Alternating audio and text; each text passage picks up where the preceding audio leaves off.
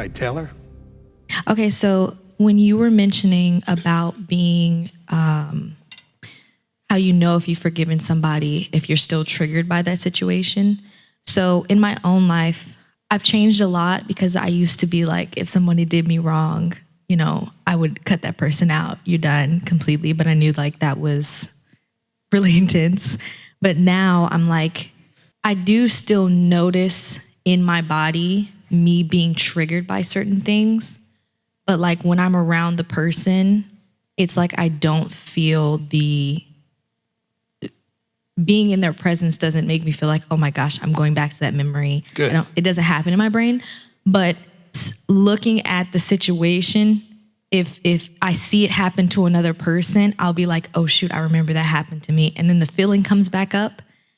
And I guess I'm asking you if this was what's happening.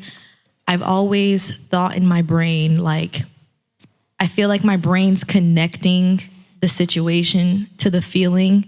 And I thought like, okay, the trigger's probably coming back up because I haven't learned how to deal with that specific situation internally. Not that it has to do with the person. Does that make sense? Yes. Okay, so I'm glad you brought that up because there's a difference in my mind between being triggered by a person and PTSD to a experience. Yeah, okay. Okay?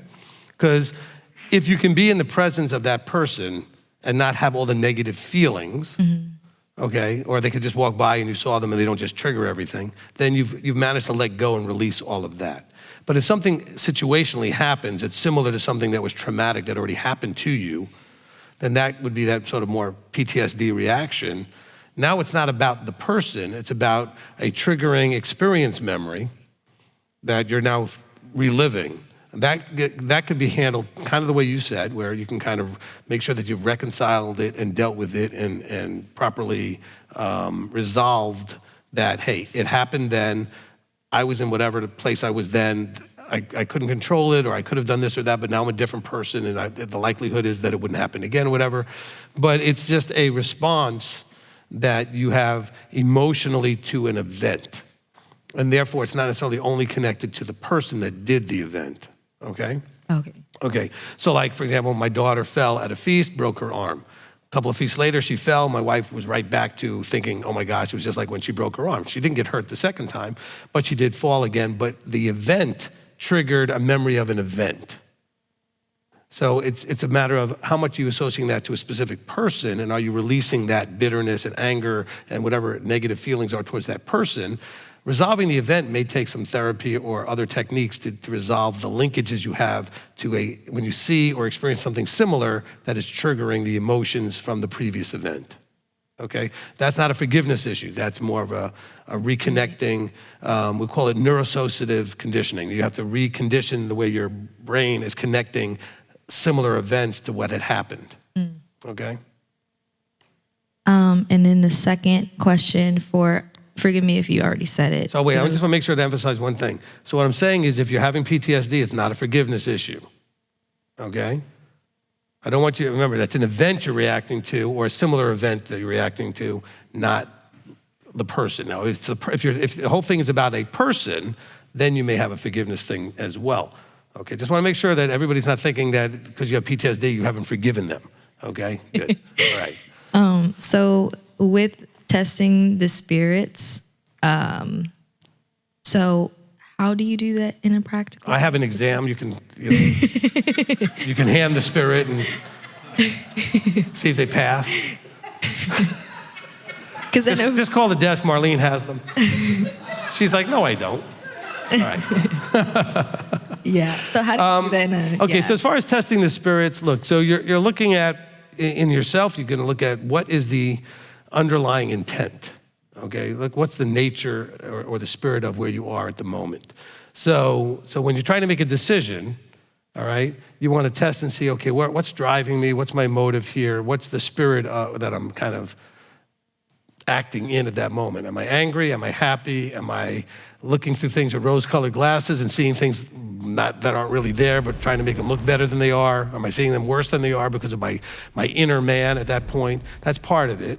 The other thing is, if other people are bringing information to you or something inspires in your mind is to match it up against Scripture, okay? So, you have a thought, come in because, the boss says, if you don't come in and work on Saturday, I'm going to fire you. And then a voice might come in your head saying, well, God would never want you to get fired, so you should go into work. And you need to test that against Scripture, where they're going to say, no, that's not what he said. He said, trust me, if you get fired, it'll be okay. You'll get a better job, okay? That kind of thing. So it's the fullness of the intention or the nature of where something's coming from. So you got to test that to say, well, what's really happening here? Say, for an example, like with people who have left and found like different teachers and all that stuff. Sure. So for them in their mind, I'm thinking, like, they're like, okay, he's saying things and it's like adding up to them in their brains. And it's like, okay, for them, that would be, I'm testing spirits. Like what they're saying is good because it's matching up in my mind. And then for Scripture in their own brains, it's like, okay, this makes sense. So where would that person be wrong in that example? Probably not wrong at all. Look, everybody's got to walk out their own salvation, okay? And Abba will use whatever tools, come available that you may run into to eventually, give you at least the opportunities to end up where you're supposed to end up, right? So, no, I mean, look, I have no problem with somebody saying that, hey, this tool in the toolbox that I am is not the one that works for them. And they go looking for another, different type of tool, that they need. Maybe they need just whatever, a different approach or something. And maybe they're just needing a different perspective. I don't know. I'm not going to judge where anybody is. I'm here to do whatever Abba brings, whoever he brings here, I'm going to work the best I can with. I'm certainly not going to say that anybody who doesn't listen to me ends up in some wrong place or they end up in some terrible place or whatever. Look, everybody's got their own journey. I have hope, as he says, that if possible, all men be saved, so to speak. So I have hope that whatever journey you're on eventually gets you where you need to go, all right? I happen to think, obviously, since I'm the teacher here, that this is the best way to go about it and get you the best accurate information that I can give you. But that doesn't mean this is going to be the path everybody needs to take, okay, as Abba walks them through their path. Everybody's got their own journey. And so I don't want any of you judging anybody that's left or found a different teacher is going this way, and you may think, oh, they're going backwards or they're going off in some side ditch or whatever it is. Maybe they are, maybe they're not. It's not your problem, They have to walk their journey. Anybody that's ever come here and when they left, had a conversation, like a respectful conversation about their leaving. You can ask Elder, I've said the same thing. I hope you find whatever it is. We wish you well on your journey, because it's their journey. My journey has not been a straight line, okay? It's had a lot of zigzags and issues. Everybody's journey has its zigzags and issues, okay?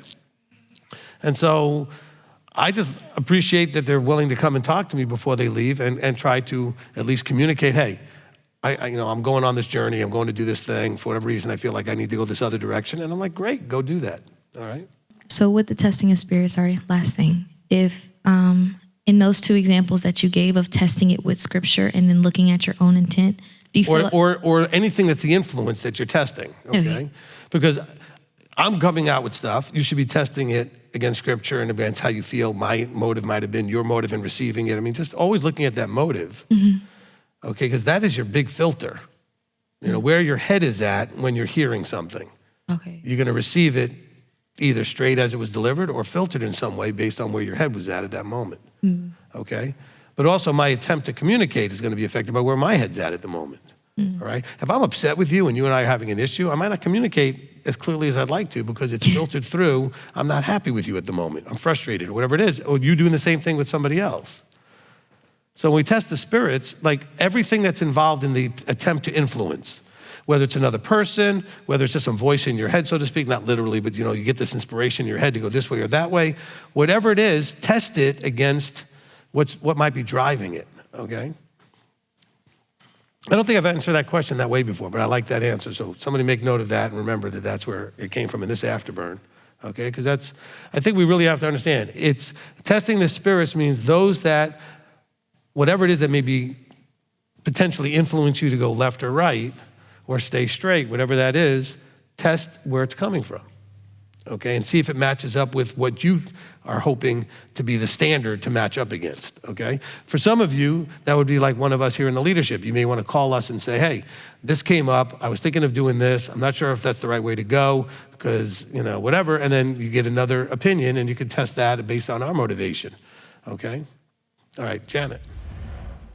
Thank you, Rabbi. First off, you're always a blessing, but today especially, I so much appreciate your humbleness because to me, you're my example. I know you're not a perfect example. Nobody is, but I do see your walk, and I've seen your transformation. I've seen your growth and the humility and the compassion and everything that comes through the mic, but also in counseling. And so you have inspired me to go into my inner man or inner woman, I guess, and see what's there, right? And the scripture that caught my attention, the part of it where you read on Matthew 5, when it said, unless your righteousness exceeds that of the scribes and the Pharisees, you shall by no means enter the reign of the heavens. And I was thinking about, how Yeshua started with that or introduced the next level, the higher standard for us. And I do want to get there. I want to get to the kingdom. And I realize I need to work on myself, and I have been working on myself. And I think that part of what the growth, like our journey, requires to be honest with ourselves, to be able to, with humility, look deeply and seeing, okay, so this is an area that I need to really work harder on, and yeah, absolutely. Yes. So the first one, I feel like is the first one. I don't know if he mentioned that example first, because that's the one that we struggle the most, the murdering with words and anger and all that stuff, and the lack of forgiveness and all that. But it really, really spoke to me, and what it said about if you have an offering, if you have something with your brother, come, don't leave your gift, don't even bring it. That's so direct and bold, like you are when you teach. Well, he's basically saying, why do you think that Yahweh would appreciate anything from you when you have this issue? Fix that first, okay? So I felt like Abba, my father, was talking to me so boldly in this teaching, and I feel very convicted, and I really appreciate your inspiring me and, encouraging us to really look inside, because I also have my own areas that I'm obviously not going to disclose here, but I have my own areas that I need to work on, and I am actually. So that's encouraging that you're also working on. Everybody is, right? And we can be humble on this. So I appreciate you sharing that. I also wanted to say, when you were saying about holding the teacher to a higher standard, I think it's I'm going to use the word cruel to think that you're going to be perfect all the time and that you're going to be showing all the fruit all the time. Nobody does, right? You do have the download, but you're a human being like everybody else. I think Paul says that quite a bit in his writings. He says, look, I have a job to do that doesn't make me any better than anybody. I just have a job to do that I'm doing the best I can. Yeah. And you are. And so when I see you and Rabbi Berkson and the heart that you have for the ministry and for Yahweh, and the way you really pour your lives into this, into the program, with our children, and is really an inspiration. Oh, good. My kids have been through the program for years now, and it's a privilege to walk alongside with you and to see all what you're doing for us, and to see the fruit in our children too, as they've been receiving from us. And I'm so proud of my kids, but I'm just blessed, and I just want to share my appreciation for this ministry and for what you do. Thank you. Appreciate it. You're welcome. And the other thing that it keeps the word love keeps showing up here, like 3:17 when you went to Ephesians, and it says that the Messiah might dwell in your hearts through belief, having become rooted and grounded in love. And then what my beautiful friend said, quoted initially about the love, like love is. I heard this from somebody on the internet. The people who don't have Messiah and don't have Torah, but they have also still knowledge and wisdom. And they were saying, this is a doctor who was saying, love is the most powerful force, the most powerful energy level, I guess, in the universe. And he was talking about the medicinal power of love. And I know that our understanding of love is different because love is grounded in the Torah, like that's where we learn how to love each other if we follow the Torah, not just platonic love. Yeah, that's part of it. Exactly, that's part of it. So I would like you to expand on that, Rabbi, because there's so many different ideas that people have about love. All right. Well, Paul makes it very clear if you holistically add his letters together. So where would I go to understand Paul and love? 1 Corinthians 13, okay? All right. So when Paul says what he says in Ephesians 3, then we understand he's talking about that love is patient, is kind. This is verse 4 of 1 Corinthians 13. Love does not envy, love does not boast, love is not puffed up, does not behave indecently, doesn't seek its own, is not provoked, reckons not the evil, does not rejoice over unrighteousness, but rejoices in truth. It covers all, believes all, expects all, endures all. Love never fails, okay? So that's Paul's definition when he talks about love. Okay, now you take that definition, you go into Ephesians 3:17, and then you just stick that definition in there, and it says, the Messiah might dwell in your hearts through belief, having become rooted and grounded in all of that. Did that answer your question? Okay, there you go. Yes. And you should know, these are things that you should know. If I gave you the citizenship exam, you'd be having to know where the love chapter is. So that would be 1 Corinthians 13, okay? So there you go. Is the one that everybody, every marriage, they will go there for that, Okay? Yeah. But that's Paul's definition that you need to know when Paul talks about love. That's what he's talking about, okay? You're not always going to get your definition of terms in the same place that he's using the word. It may be somewhere else. So you have to go find it to know what Paul means. We also know that one of the meanings when he talks about Messiah is laying down your life, okay? So when it says grounded in a love so strong that you would lay your life down for somebody. That's a whole nother level of love, right? All right. Yeah, and I appreciate that.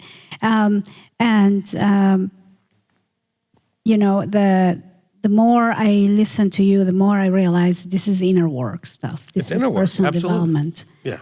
And that's hardest.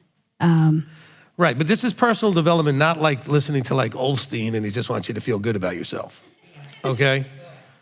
All right, this is the hard stuff saying you need to go work on yourself, okay? And telling you what you need to work on. And that's why I stood up in front of all of you because it came up in the verses to say, look, I want you to know I am working on me, all right? Maybe you see it, maybe you don't. Nobody said it was gonna be fast. Some of you struggle with a bunch of stuff. You're not growing that fast in either. But I'm working on me, okay? So that's it, Rabbi. Thank you. Look, and one of the things that you said was the verse where it talked about unless your righteousness exceeds that of the Pharisees and the scribes. What does it mean to exceed? If I have a net worth, let's say of my whole worth is $1,000. That's what I've got to my name. So if you're going to exceed me, you're going to have more than $1,000, which still means you have 1,000, but you have more. So to exceed means you have what the other person has, but you have more, okay? If I own one house, and we're talking about houses, to exceed me, you'd have to have two or more, right? You'd have to have more, but you'd have to have at least a house. You'd have to have what I have, but then more, okay? Or if I have a collection of whatevers, and then to exceed me, you have to have the same collection, but just more of them. So to say you're exceeding the righteousness of the Pharisees, you have to have at least what they have. They were Torah observant. I'm just saying that for everybody who's coming out of this Christian mindset. Listen to what Yeshua was talking about. This is his first message. He said, unless your righteousness exceeds, which means you have to have what they have, but more. What they have, but more. Not different, okay? Okay, you have to have what they have, but more. Okay, if I've got 5 chocolate bars and you're gonna exceed me, you have to have 6 or more. Okay, whatever it is, you have to have what I have, but more. Okay, if I have 5 chocolate bars and you have 5 apples or 7 apples, you don't exceed what I have. It's different. I have chocolate, you have apples. You understand what I'm saying? Or we can use apples and oranges, whatever. The classic, that's apples and oranges, not the same thing. So to exceed, you must have what the one you're exceeding has, but more of it. Some way you have to have more of it. Okay, so they have a level of righteousness called mechanical righteousness. Yeshua says you need to have that plus more. And he started explaining that in the verses when he was talking about anger and murder, right? Yeah, it's great you're not murdering anybody. That's a Pharisee scribe level. I want you to have another level, higher. Have their level, but more, okay? All right, Shannon. A very common issue that over years of staying here, I've noticed like what other people go through and even I went through. And it's sometimes even one of the motivators of why people left here. Because we're trying to be a community, be a family, like love each other. Now, how do we deal with this issue where we feel left out or people are invited to something, but we weren't invited? Because I've noticed that, I think we all go through this, and I'm guilty. Like the past year, I've been triggered by it a lot more, and this was something I had to ask Abba, what are you trying to teach me? Why am I experiencing this? So, how do we deal with those issues when you're not invited to something and you don't want to take it personally, you don't want to be angry at the person, and at the same time, you don't want to be like, there's something wrong with me, but also be like, maybe there's something I got to fix. It's very conflicting. Thank you. Okay. Well, first of all, you could be like me and just be glad you weren't invited. I'm sorry, did I say that out loud? No, look, okay, hopefully we're all listening now as a body. Okay, so first of all, for you, Shannon, there's kind of 2 issues I'll say going on here. One issue is this: we naturally are drawn to and have an affinity for those that are similar to us, okay? Personalities, things that we enjoy, things that we have in common, right? These are the things that we're naturally drawn to, people that are like us, okay? And hopefully it's not surface level like your skin color, but we're talking about things like the types of games, foods, entertainment, whatever. And so people tend to want to spend time with people that they can talk about these things they all have in common, all right? And so that makes it more enjoyable. So it's not that there's something wrong with you, you just may not have as much in common with some of the people that are not inviting you in those areas, so they don't think to invite you. That's one level of this. However, I want to encourage all of you, I get that. Invite people over that you have all these great commonalities with and spend time with them, but how about reaching out to people that you don't to involve them in other things so that you actually get to experience a diversity that you don't get just hanging out with the echo chamber of the people that are like you, all right? So I don't want you to stop doing that because you have that affinity. Look, you see this at a group. I was at a little thing the other day, and the couple of guys that were there, we were all sitting around talking about football in the 70s and all kinds of stuff that we had in common. So I enjoyed this little get-together because I actually had something that I had in common to talk about. And there was other people in other little groups, because there was enough people in this house at the same time, that pocketed into groups based on what they had in common that they could talk about, okay? And so part of the challenge, though, if you have the more shy, personalities, that you might have a lot in common with some people, but they don't know because you don't talk about it enough or it doesn't come up or you're self-editing. But don't be offended when you don't get invited. It's because people will invite those people that they feel like they're going to have the most in common with and enjoyment with, okay? And so, when I'm not a very social person, okay? I'm a very extroverted person, but I'm not a social person. So, when everybody wants to run out after, oneg later at 10 o'clock at night to go to the diner, I don't have any desire because I don't know what I'm going to do socially talking to people because I teach. I don't really just sit there and do the social interaction that most people do very easily. I guess because I have 0 blue in my personality, whatever. So I don't do that, right? And so I don't mind not going and being invited to parties because it'll avoid having to deal with the fact that I don't really fit into that flow of what's going on there. So your personality has probably some of those same challenges. And so what I want everybody to do is make sure, let's invite people as part of the group that don't normally fit into your group so easily, so that they can at least have that social interaction and they can start to learn how to fit into that whole blend. But then when you invite them, make sure that you're involving them and being friendly with them and doing that, because that's caring about your brother and your sister, okay? All right? Look, I don't even get invited to a lot of things. That's because most people realize at some point that I'm not really interested in going anyway. And that's nothing insulting. There's nothing personal. I'm not that kind of social thing. If you have something to fix, something to be understood, some instruction or teaching to do, fine, I'll sit there all day long. If we're gonna talk about just normal, whatever chit chat is, I don't know how to do that. It's not that I hate it, I just don't even know how to do that, okay? And you might think, how's that possible? Well, have zero blue, you might find it's possible. It's just something I don't do. So sometimes you'll see me in a group and say, look, Rabbi's having a great time. Sure, if somebody asks me something that I'm teaching in some way, okay? And so then I have something to do. Otherwise, no. But there are those few subjects that I can get into, like we were talking, the couple of guys who are hanging out, we're talking about football, I can enjoy that, okay? So unless you have those one or two subjects that I actually feel comfortable to talk about and I'm interested in, I'm gonna sit there and not know how to fit in. And so, okay, so Shannon, so first of all, don't take it personally. It is personal in that you are not necessarily in common enough with some of the people that are inviting people, okay? But that's not because there's something wrong with you. It's just you just don't have enough in common with some of those people.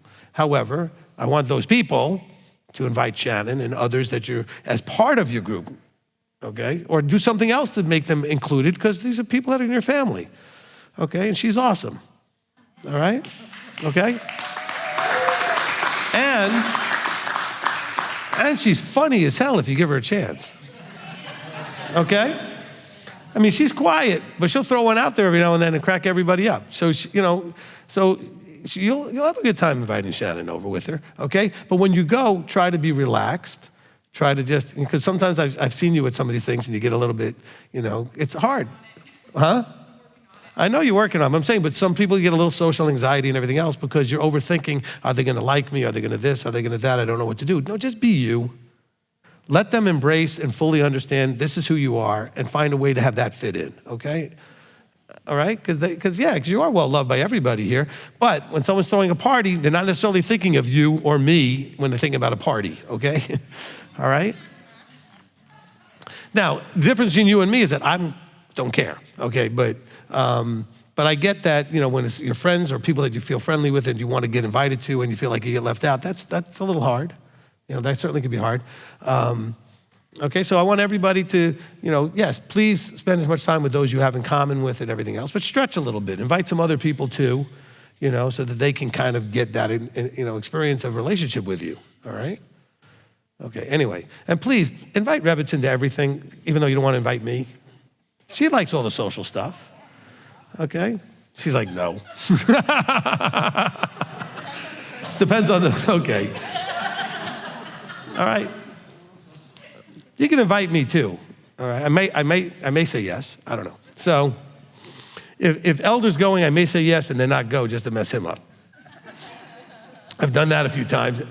Then he calls me up. He's like, where are you? I go, I'm home. He goes, I thought you said you were coming. Yeah, well, He's like, oh, you faked me out again. So. Look, you just never know. I get invited to something, I may come. I don't know, okay? And it's nothing personal on you guys. It's my struggle, okay? So please don't be offended or any of that kind of stuff. I really don't know how to do that stuff. So it's just not comfortable for me, all right? And you think, how could that be? You're so extroverted. It's just a different thing. You love me just, okay, appreciate that. All right, Amy. So you were talking about the things that are hidden, and they're hidden in us, right? And so like it says the kingdom of Yahweh is in us. Mm-hmm. And so we have to find that. And it's through Torah observance that we can find those hidden things, right? So this whole journey is just an inward journey. And then it comes out. Yes, perfectly said. Yeah. And so yeah, that's pretty much, that was more simple than I thought it would be. But so then my question is, what we were talking about on the phone, does that entangle us with our Creator when we do this? Is that entanglement? Because it affects. Maybe a little bit. Because it's But I all, remember I told you when we talked about this that we already have, this is a quantum physics sort of idea, the idea of entanglement. When he breathes the breath of life into us and when he pops our bubble, that does give us that level of entanglement, so to speak, where we're interacting in a much more profound way. because it affects us. Yeah. And then with not getting invited, I love Frasier. And there's an episode where they did a poll and they had people in a room and there's 20 people in there and only one person didn't like him. And so the whole episode was focused on him trying to figure out why that one person didn't like him instead of focusing on all the people that did like him. Because they're the ones with actual rational minds that watched the show and realized it was awful and didn't like him. Okay, so, which would be me. Okay, so there you go. Chris. I had a question in Ephesians 3, verse 3, when it talks about the revelation or the secret that he wrote about briefly before. Would that be about in chapter 1 when he talks about the secret a little bit? It could be. I reference it back to chapter 2 when he was talking about specifically the Jew and Gentile coming and being made one. So I thought when he said wrote briefly before, he was actually just going back to chapter 2. Okay. He certainly could have been going back to chapter 1. I'm saying there's lots of things that he's talked about in his letters where he's revealing things, but mostly I think he was talking about the two becoming one, because he continues with that in chapter 3. Yeah, like in Romans in his longer letters, he needs page numbers he can refer back to or something because they're so long. Yeah. I had a little word study on in verse 2. It talks about if indeed you have heard of the administration of the favor of Elohim that was given to me for you.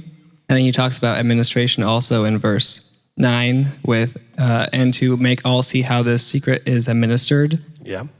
So the word for administration is oikonomia, which is where we get economy, or like the economy of something. And oiko means house, and nomia means law. So you get, nomos like the law, the Torah. And so a person's oikonomia would be how they run their house, how they administer, they have certain rules for different things. Okay. And so I thought it was cool how if you talk about the administration of the favor, well, if we have favor versus law, right, or something like that, that wouldn't make sense. But this is administration or the law of Yahweh's house and how he gives or does not give favor based on what you do or don't do. Right. So I thought that was cool. And the only place I found that word in the Tanakh was in Isaiah 22. And it's kind of slightly similar, I think. It talks about more like the kind of position you would have as being the one in administration of a person's house, because like we see in the Torah portions, like the person who owns the house may not actually be the one administering it the way that, say, Joseph was administering Potiphar's house for him. So in Isaiah 22, verse 19, he's talking about a person, I shall drive you from your office and you shall be ousted from your position. So your oikonomia. And it shall be in that day that I shall call my servant Elohim, son of Hilkiah, Yahu, and I shall put your robe on him and strengthen him with your girdle, and give your authority into his hand, and he shall be a father to the inhabitants of Yerushalayim and to the house of Yehudah. And I shall place the key of the house of David on his shoulder, and he shall open and no one shuts, and shall shut and no one opens, because those people had the keys to the house, and so they could open or close to let who in. And I shall fasten him like a peg in a steadfast place, and he shall become a throne of esteem in his father's house. And so I thought that was the same general idea of administration of a person's house as sometimes the people that Yahweh puts in leadership are, to some extent, that administrator of whatever favor Yahweh has in teaching to the people, I guess. So I think that's what I said. about that. Okay, excellent.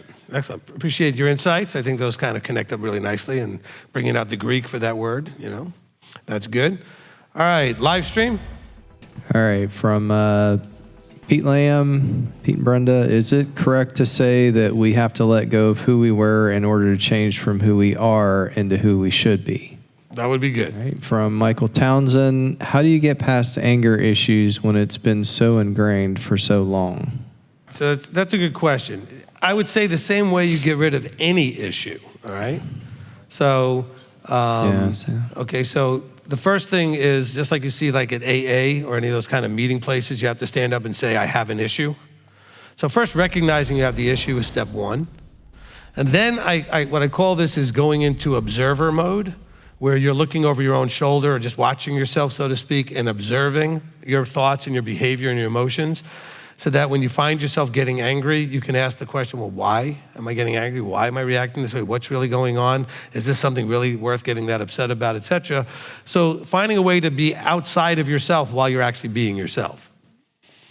I mean, I've done that quite a bit. It does help a lot to try to work on things. Sometimes it's a really interesting experience, because I remember being really upset about something really stupid, and I'm observing myself going, this is really stupid. Why are you this upset? And it was hard to stop being upset, even though I recognized that it was stupid, okay? But because I started having a little argument with myself, I was able to calm myself down, realizing, we're not gonna do this. This is dumb. There's no reason to be this upset. But so it starts off with an awareness that you have the problem, okay? Whatever the problem is, in this case, anger.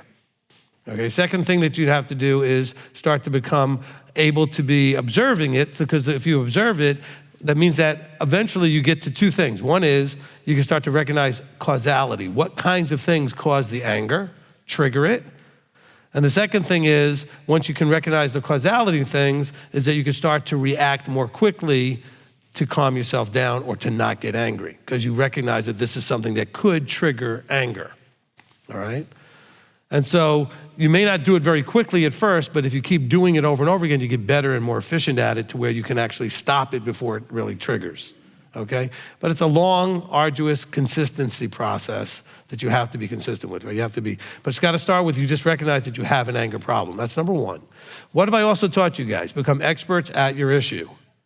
So go look up videos, books, whatever on dealing with anger, okay?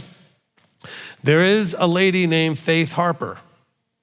And if you're a little sensitive to certain words, don't listen to Faith Harper or read her books, okay? But she has a lot of books called Un-F Your This and Un-F Your That, okay? And one of them is Un-F Your Anger, okay? And it's a good book. These are all tools. They're not like the answer to everything. The tool may work for you, it may not. It may be part of what you need, right? One tool may fix somebody, one tool may just be a part of fixing them. But go look up things on dealing with anger. And some of the things they say may work for you. Some of them may not. What you're looking for is something that may work for you, okay? Look, I know a lot of people that, I guess at this age, they're working on their health and diet and all this other stuff. And I tell everybody the same thing.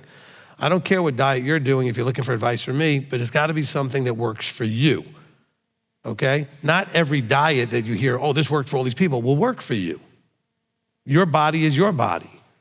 So try different things. Maybe you gotta do something, but tweak it a little bit, then it works for you. If you know doing it straight doesn't work for you, okay? So same thing with these anger issues or any other issue.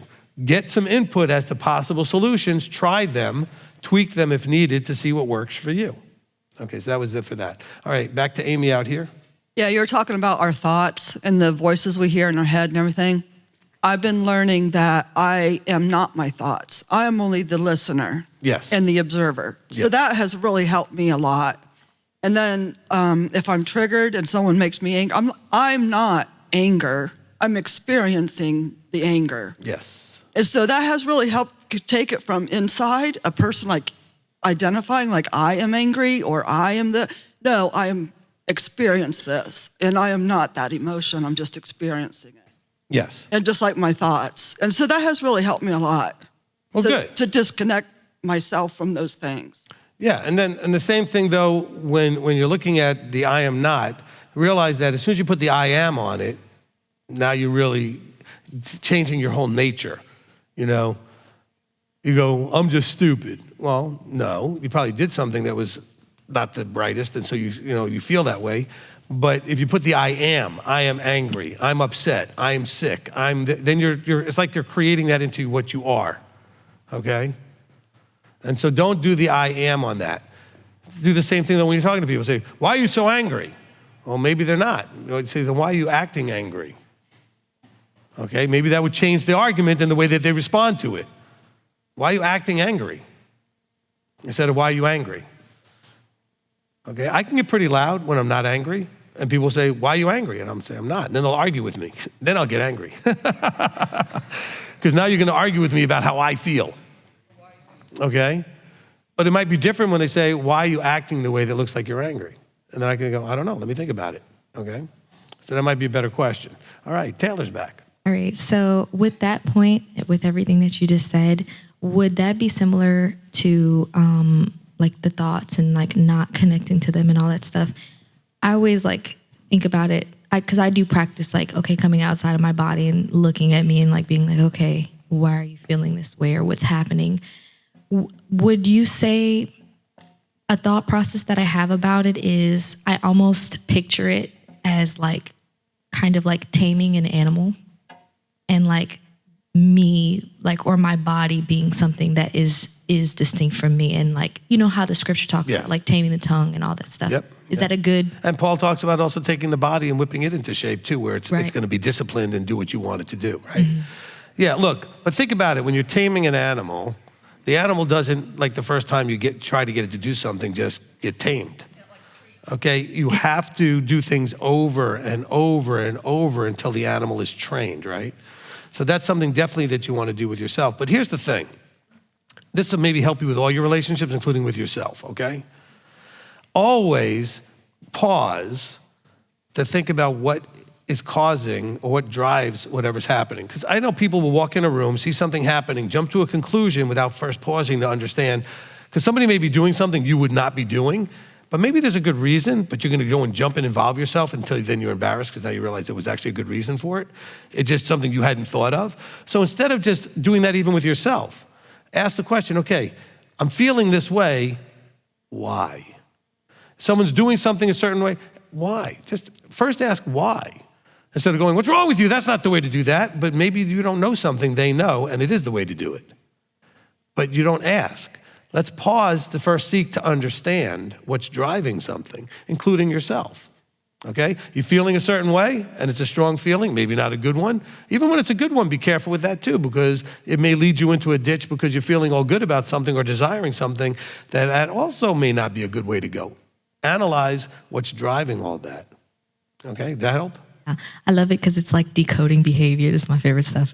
But okay, so my question is, okay, so back to what you were talking about. And by the way, that's probably why I counsel so effectively is that I've spent 40 years studying decoding behavior. You know, not like literally as a subject, but I mean like most of the personal development teachers and books and things that have been out there over the years are about decoding why we do what we do and why we don't do what we don't do and what drives things. And so it's really decoding behavior. And so when people talk to me about their experiences and what they're struggling with, I'm automatically decoding what they're saying to figure out what is driving that. Or I ask them, okay, well, what's under that? Or what's under that? Let's understand let's decode it. That's great. So, okay, my second question is like with, I guess from my natural thing of wanting to decode behavior in my brain, I also kind of go to that with like scripture. And I know that Abba doesn't want us to know everything all at once, but my body's always like, even I have to hold that part of me back where I'm just like, no, I want to know everything there is to know because it'll probably help me. But what is Abba's reasoning behind this secret stuff that is happening? Well, I'm going to guess that a lot of it has to do with readiness, okay? You know, there's stuff that you teach children. There's other stuff you don't teach them because they're not ready for it, right? And a lot of the stuff that they're not ready for, you say because I said so, and you just tell them to do it or not do it, right? But you don't explain it a whole lot because they're not ready for that. And so that's why you have a lot of do's and don't do's, because initially this was written for children, adults, but children in growth, you know what I'm saying? And so he made it real simple on a childlike level. Do this, don't do that, do this, don't do that, do this, don't do that. Then Yeshua was saying, okay, it's time to get your big boy pants on and big girl pants on, and let's go ahead and do more adult-like stuff, which is the weightier stuff, the driving thing. So now the secrets are being revealed, so to speak. Consider the secrets just in a lot of ways deeper explanation and understanding of what was intended in the first place that he just never explained to us in any straightforward way until now, okay? So hopefully that answers that, okay? All right, but also, look, I had a thought also for Taylor. The thing is this. When I tell people all the time, it's a great idea when you have any kind of health issue to go to a medical person who has good equipment to tell you what it is. So identifying your problem is great to get some help or figuring out what your problem is. But then you have all the options in the world as what you do to treat your problem. You could do what that doctor recommends. You can go find another opinion. You can go look natural, different ways on the internet, whatever it is. You can go lots of different ways on how you're going to deal with the problem. But the first thing is let's identify the problem, okay? And so you may have a good friend that says, by the way, you got an anger issue, and you didn't even ever realize that you had one. Oh, good. Maybe that's someone you can trust enough to at least identify you have a problem.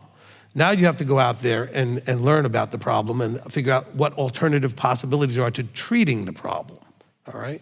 Because I know a lot of people say, well, I don't like going to doctors. I said, well, go anyway, just to find out what the problem is, okay? Because they can at least have the equipment to tell you what the problem is.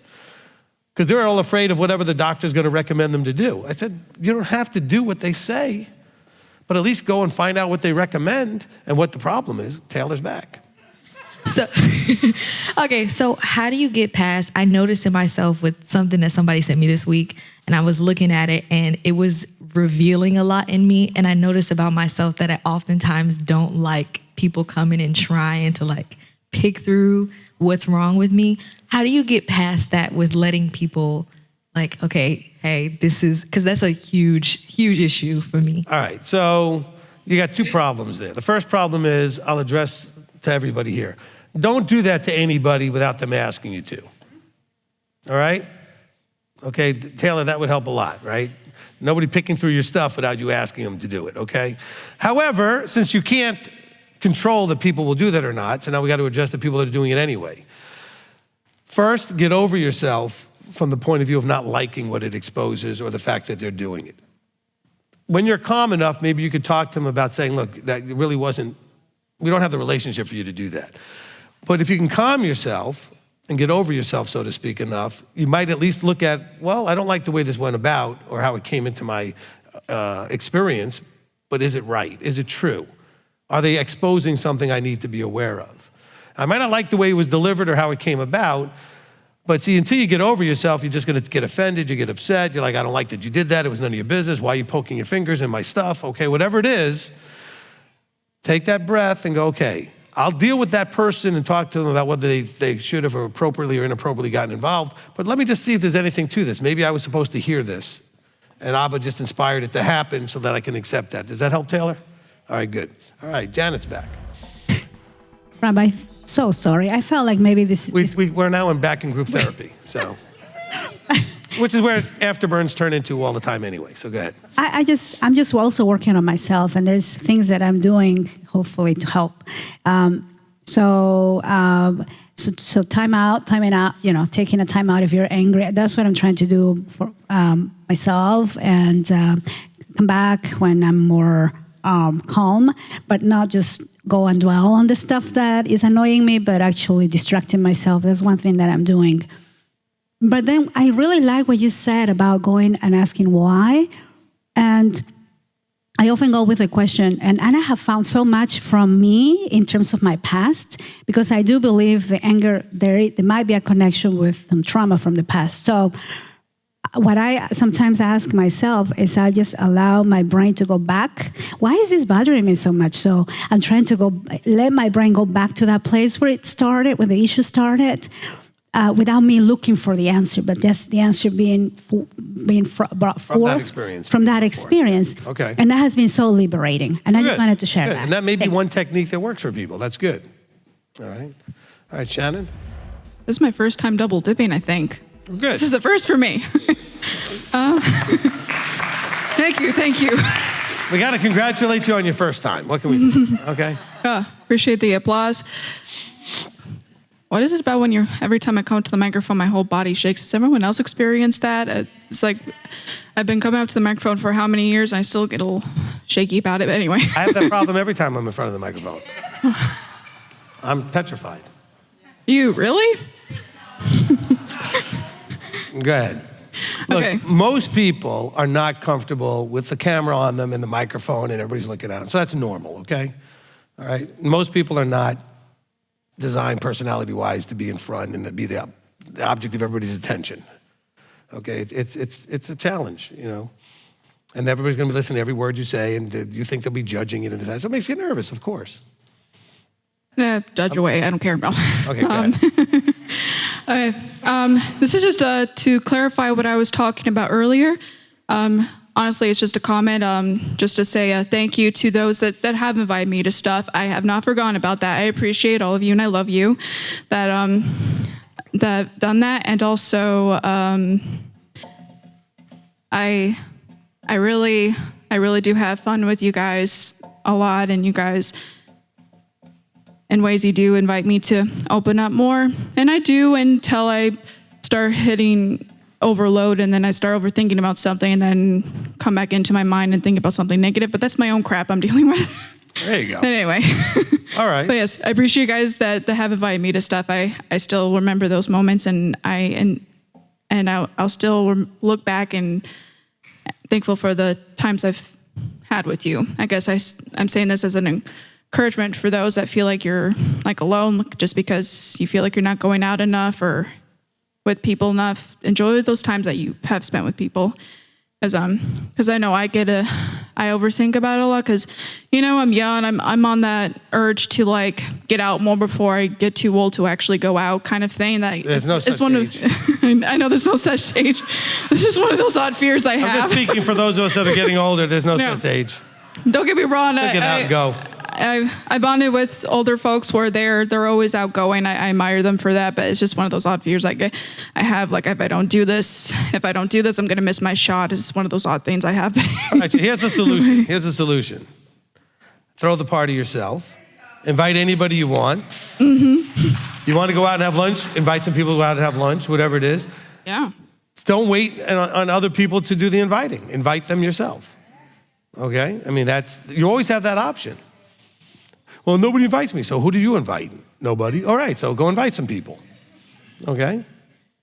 Yes, that is my goal to reach where I have the time and the money to do so, because I know it is what it is. We all get busy with our lives, and you know my schedule is what it is for now, but I tell myself it's just temporary. We're going to get to somewhere better. You're not stuck. There's a way out. There you go. There you go.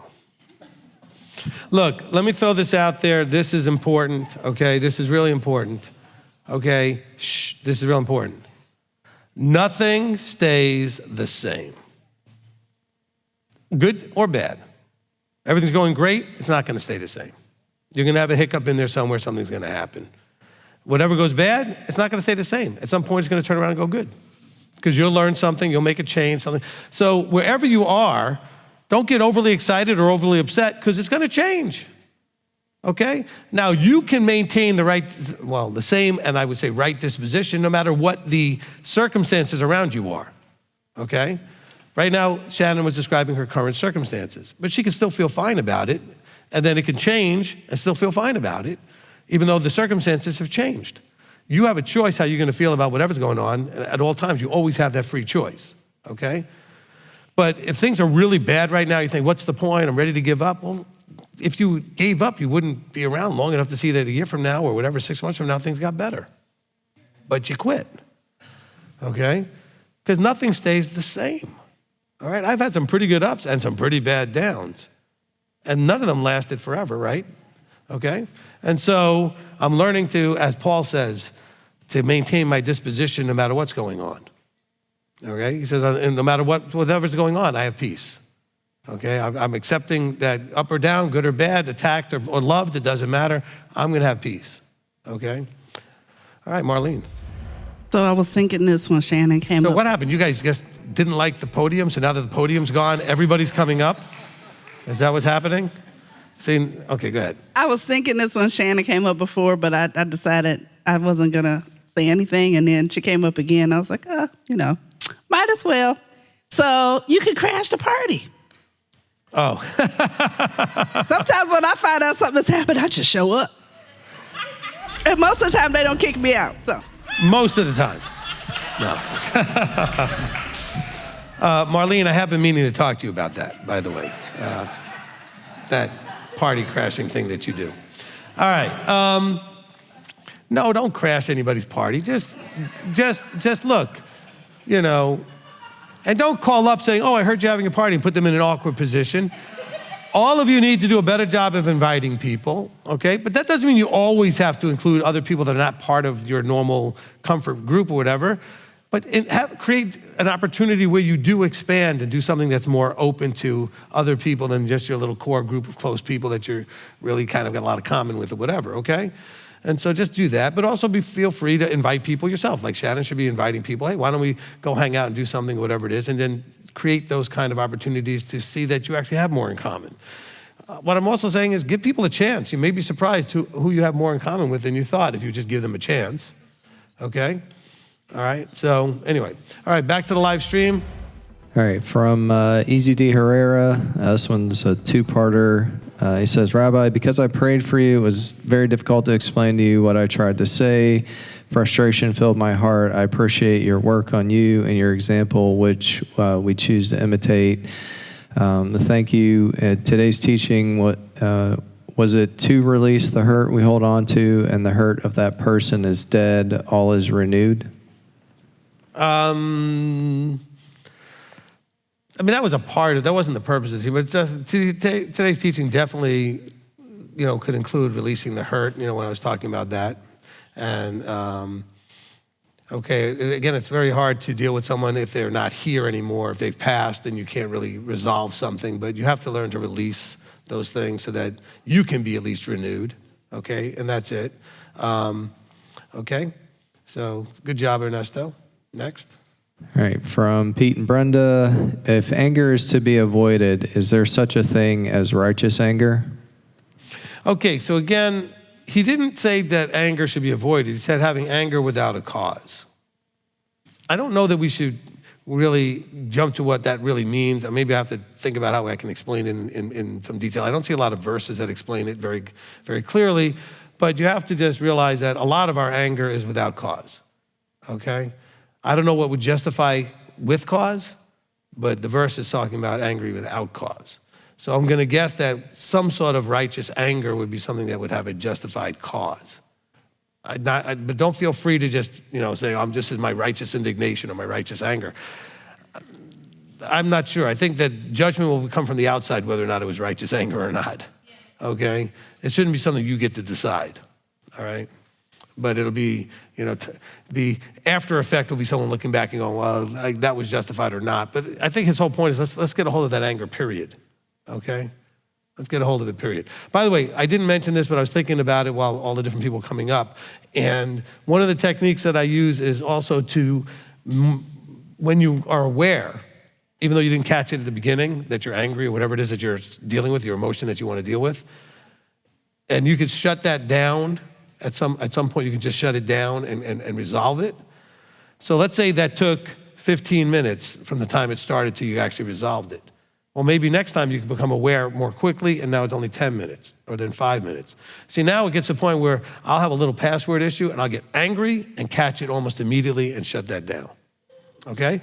But it's taken time for it to get quicker and quicker, okay?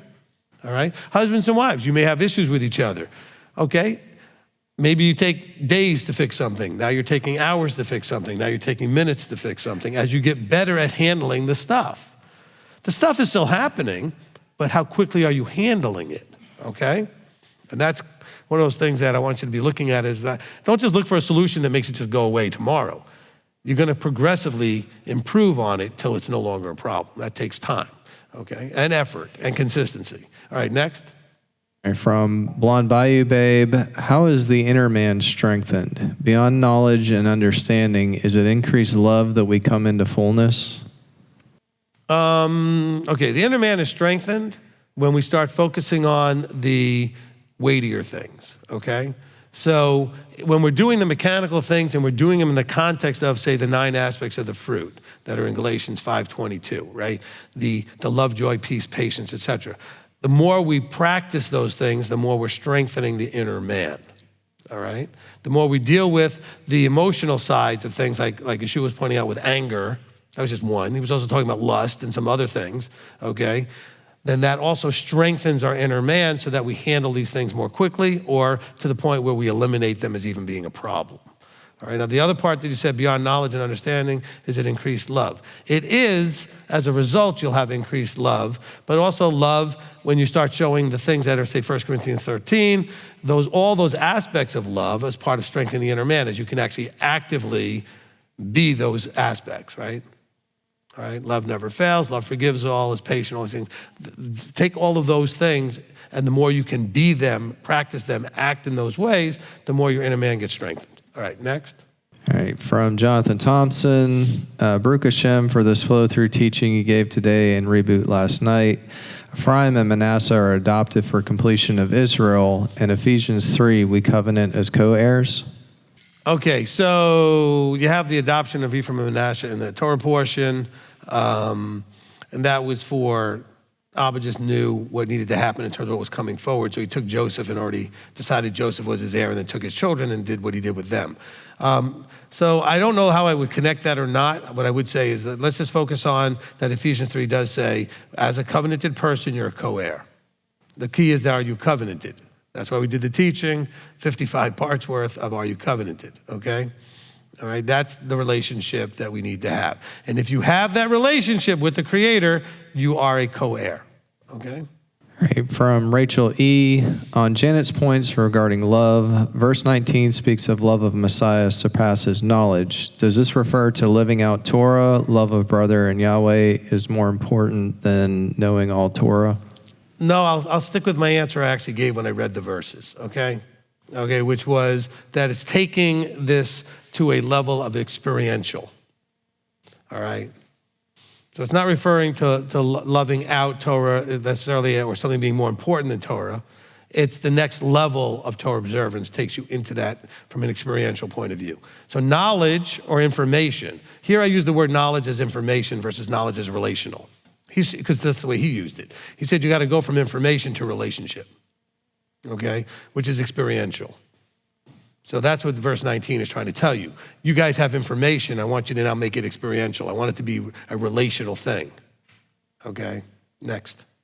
All right, from Olivia Dirth, and this one's 3 parts. Rabbi, before we moved here, this past year, you challenged me more than Christianity ever did to deal with hate/judgment mindsets and thoughts developed through my heart experiences that was not like the character of Yeshua. So if I have dealt with these hateful thoughts, which Yeshua said is like murder, and no longer want to hate or murder in my heart, does this mean this part of me is becoming more like Yeshua?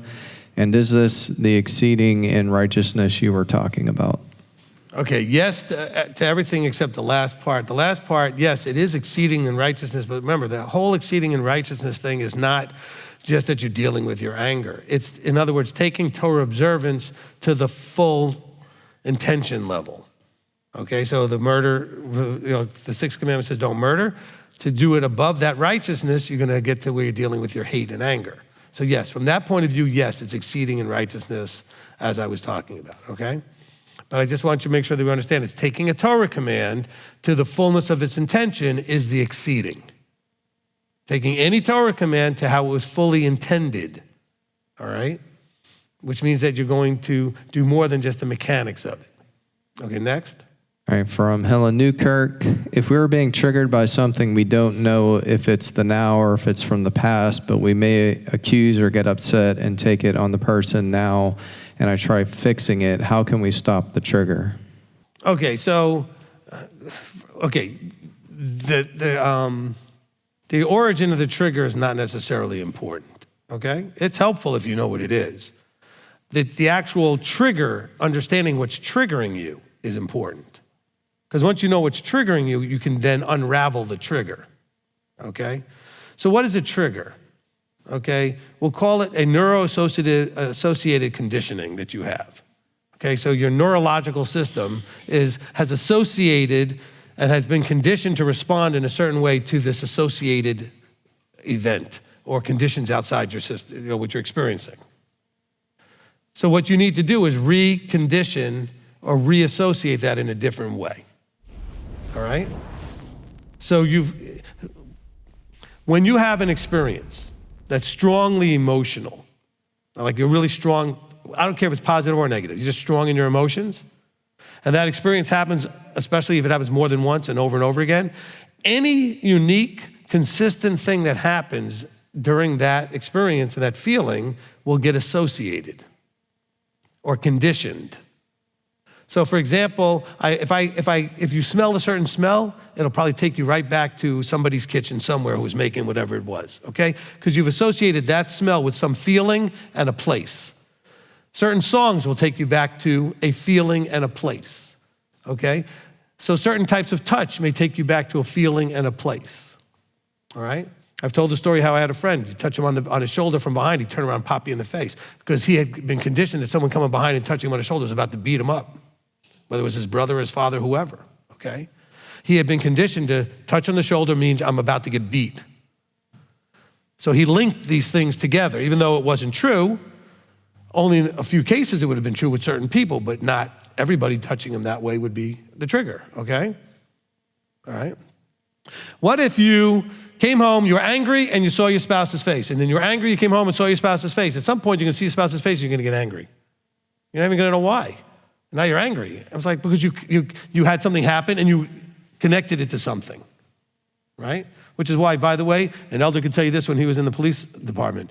When you come home, you're gonna have to unwind and unravel so that you don't come home still doing all that. You gotta be the person that needs to be walking in that door, okay? So that you're in the right place to receive that beautiful spouse's face, all right? And so you have to then, once you recognize the trigger, there are lots of techniques that you could use to recondition your response to that trigger, okay? So for example, let's say you have some odd fear of dogs, okay? Maybe you got bit once when you were real little, and now you're afraid of all dogs. So purposely going and spending some time and seeing a new condition, the joy of having a wonderful little puppy in your arms who's not gonna bite you, and it's just reconditioning through experience and an emotion connected to that experience, you can change the trigger, okay? You can change the trigger. You want more than that, you'll have to call for an appointment and I'll see what I can do to spend time, especially if you can give me more specifics on the trigger. But there's lots of different techniques for that, okay? But realize it's a neurologically associated condition that you're dealing with.